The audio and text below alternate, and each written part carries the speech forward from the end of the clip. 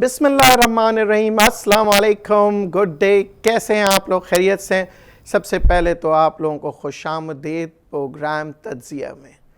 تجزیہ ہر کوئی کرتا ہے اور ہر کسی کو پسند ہے دوسرے کا تجزیہ سننا، مگر کچھ لوگوں کو تجزیے سے زیادہ تنقید پسند ہے اور نیگیٹو وے میں۔ زندگی میں ایک چیز یاد رکھیے گا، نیگیٹیوٹی زندگی میں آپ کو نقصان پہنچائے گی اور کسی کو نہیں۔ آج ہم تجزیہ کریں گے، جی ہاں، پاکستان آرمی پہ۔ پاکستان آرمی، جسے میں ہمیشہ سے کہتا رہا ہوں، سیلف میڈ آرمی۔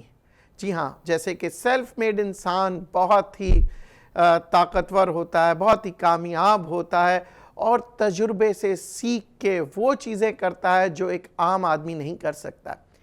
اسی کی مثال ہم پاکستان آرمی کی لیں گے۔ جی ہاں، پاکستان آرمی نے، جسے میں کہتا ہوں نا، تجربے کے ساتھ، محنت کے ساتھ، سیلف میڈ اس لیے کہتا ہوں کیونکہ جب پاکستان بنا تھا 1947 میں، پاکستان آرمی جب بنیاد رکھی گئی اور پاکستان کو آرمی دیا گیا تھا، تو ہمیں وہ آرمی میں وہ شخص دیے گئے تھے جو ورلڈ وار 1 اور ورلڈ وار 2 میں کام کر چکے تھے، اور انڈینز نے ہمیں یہ آرمی دیا تھا۔ ہمارے پاس بہت ہی جسے کہتے ہیں اتنے وسائل نہیں تھے، بہت ہی کم ہمارے پاس فوجی تھے، ہمارے نیول جو تھی وہ بہت ہی کمزور سمجھی جاتی تھی، ہمارے ایئر فورس، اور ہمارے پاس we were not called a modern army with modern equipments or well equipped army, but with a small army we started off our journey۔ اس کی ہم شروعات اگر ہم کریں تو 1947 سے پہلے قائد اعظم نے پاکستان کیوں بنایا؟ ایک منٹ کے لیے یہ مجھے اور آپ کو سوچنا پڑے گا۔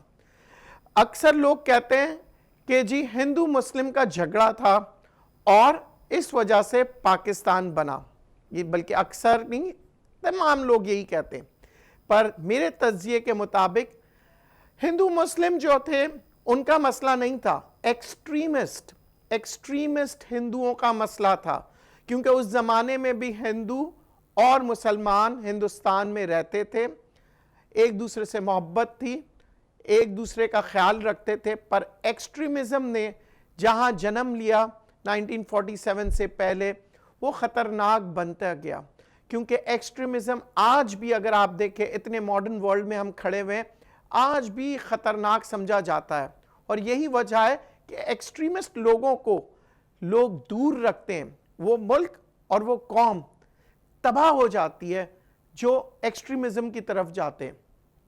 اب ہم سلسلہ شروع کرتے ہیں پاکستان آرمی کا۔ جی ہاں، پاکستان آرمی کس طرح وجود میں آئی؟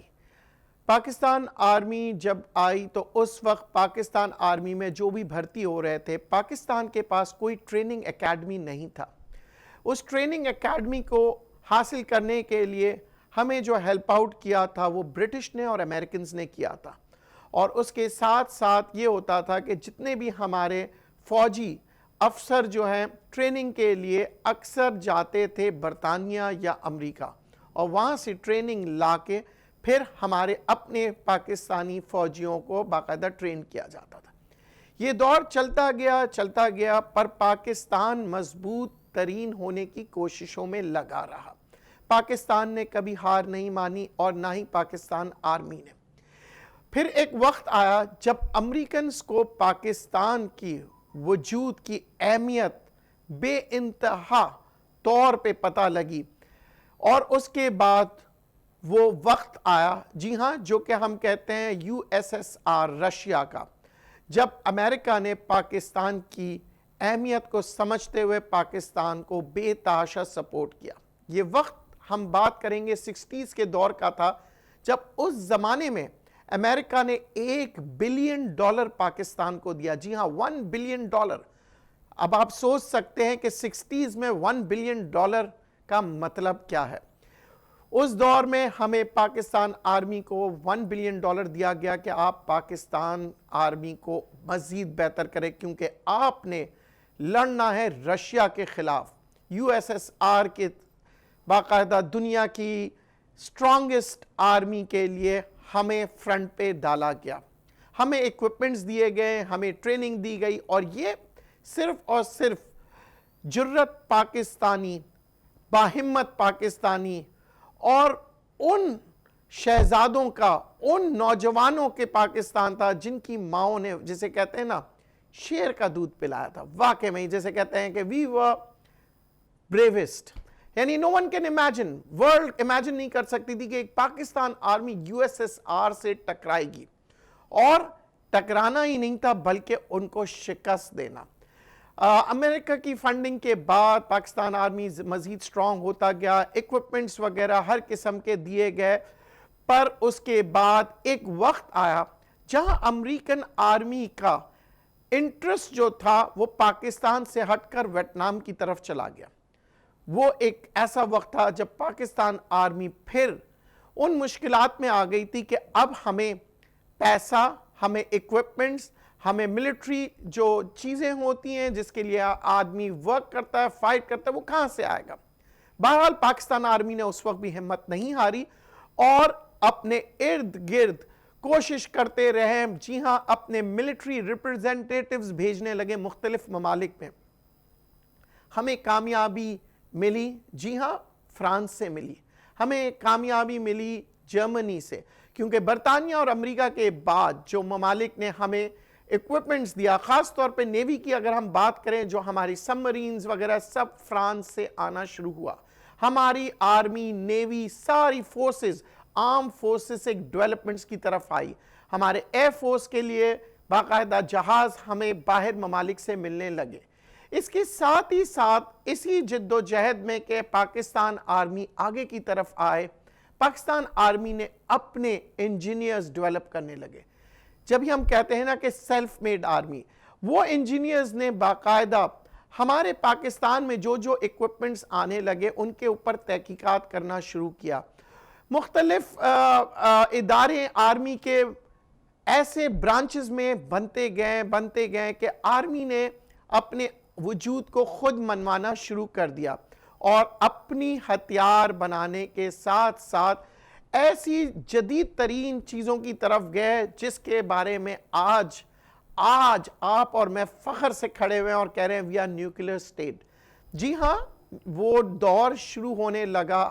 اس دور کے بعد ہم آنے لگے کہ جی ہمیں پاس نیوکلیئر ویپنز, نیوکلیئر ایکوپمنٹس, جو کہ ایک ناممکن خواب تھا, جو دنیا میں کبھی کوئی سوچ بھی نہیں سکتا تھا. آج سے اگر آپ 70 سال پہلے کے پاکستان کی طرف اگر آپ جائیں تو لوگوں نے کبھی خوابوں میں بھی نہیں سوچا تھا کہ ایک چھوٹی سی آرمی آج دنیا کی کامیاب ترین آرمی بنے گی. اب ہم بات کرتے ہیں کہ مختلف دنیا میں آرمیز ہیں, تو آج ہماری آرمی اتنی سٹرونگ کیسے بن گئی؟ اس کی وجہ یہ ہے کہ ہم نے تجربے سے سیکھا, رشیا کے تجربے سے, امریکن تجربے سے, برٹش تجربے سے, ان تینوں لوگوں سے. اور ان تینوں کو جو آرمی ملی تھی وہ by virtue of good luck ملی تھی. کیونکہ امریکنز کے پاس تو پہلے سے ہی ٹیکنالوجی تھی, جرمنز کے پاس ٹیکنالوجی تھی. پاکستان آرمی نے جو کیا, گڈ لک کے ساتھ ساتھ سب سے اہم رول میں کہوں گا کہ اپنے پیروں پہ کھڑے ہو کے خود کام کرنا شروع کیا. پر اس کے بعد آپ دیکھیں کہ پاکستان میں جیسے جیسے ڈیولپمنٹس ہونے لگی, پاکستان کے دشمن بھی جی ہاں آپ کے سامنے آتے رہیں.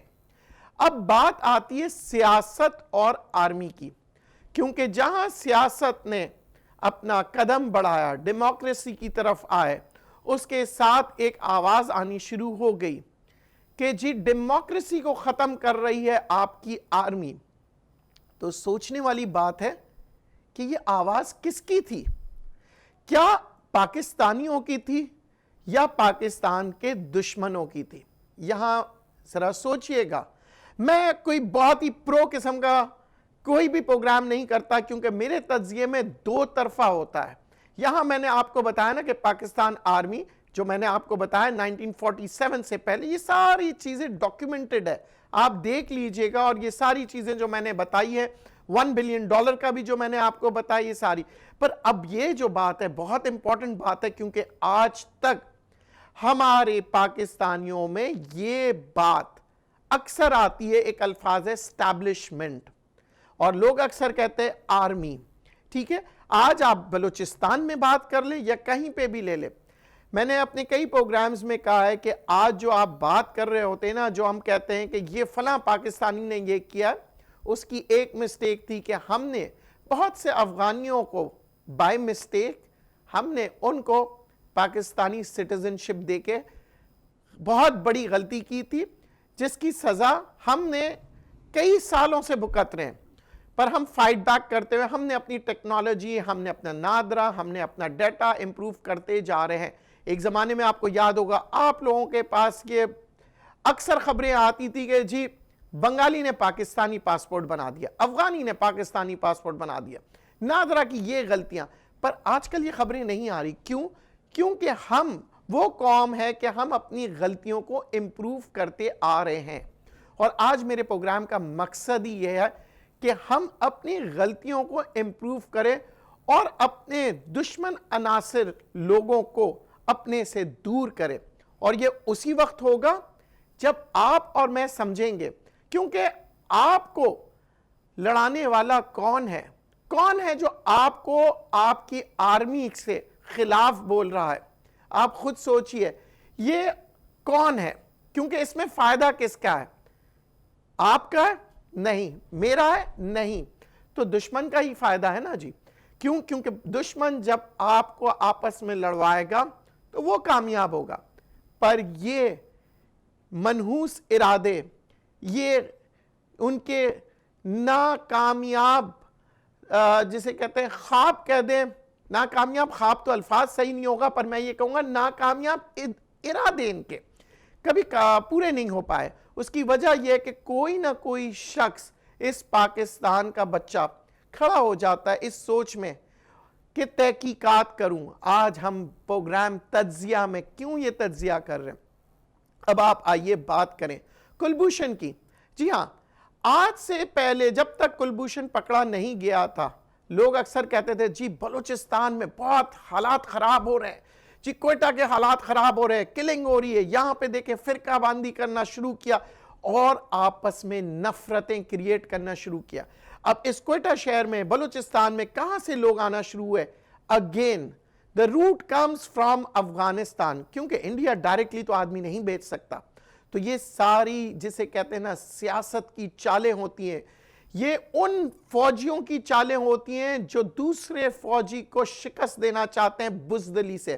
پاکستان نے کبھی بزدلی نہیں کی ہے. جب ہی پاکستان کے اوپر جب بھی الزام لگا ہے تو پاکستان کہتا ہے اگر ہمارا ایک شخص بھی شامل ہے تو آپ سامنے پیش کریں. پر دنیا آج تک کسی بھی پاکستانی فوجی کو سامنے نہیں لائی. پر آج کلبھوشن ہم لے کے آ گئے. کیوں لے کے آئے؟ اس کی وجہ یہی تھی. دیکھیں، ہم چاہتے، پاکستان آرمی چاہتا تو کلبھوشن کو مار دیتا، کلبھوشن کو ختم کر دیتا. پر پاکستانی کی یہ عقل مندی کہ دشمن کو مارنا نہیں ہے، دشمن کو جڑ سے نکالنا ہے. جڑ سے نکالنا تھا، اس وجہ سے کلبھوشن کو مارا نہیں گیا، اس کو زندہ رکھا گیا اور عوام تک، کسی تک یہ بات نہیں پہنچائی. کیوں نہیں پہنچائی؟